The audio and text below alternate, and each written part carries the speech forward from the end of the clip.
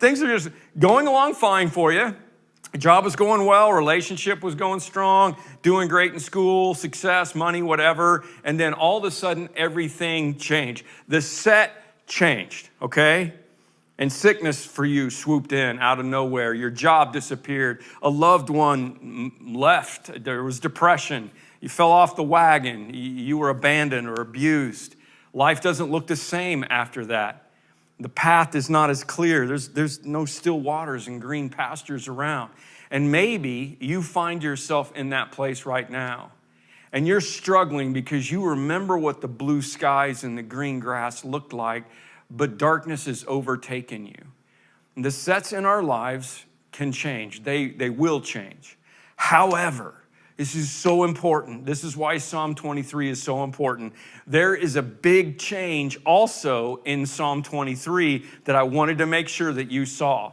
And it's a U-turn, okay? Not a U-turn, but a Y-O-U turn. Let me explain. He starts off talking about the shepherd in the third person, right? The Lord is my shepherd, right? He maketh, right? He leads me. He refreshes me. He takes me to the paths of righteousness for his name's sake. I'm talking about he. I'm talking about him. That's third person.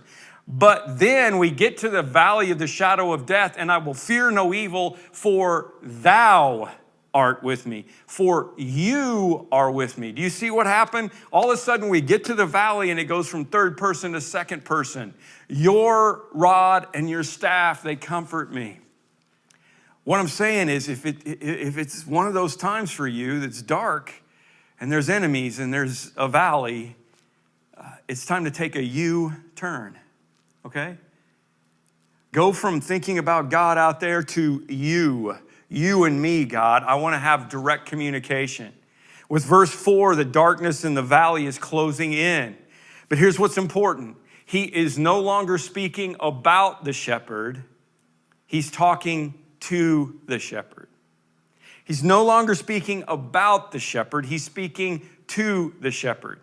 We're not listening to someone tell us about God. We're listening to an intimate conversation between David and God. They're close enough to talk to one another. In the place where the rocks are rough and the edges are sharp and the darkness is thick and the enemies are around us, the shepherd draws close to his sheep and he's in the valley with them.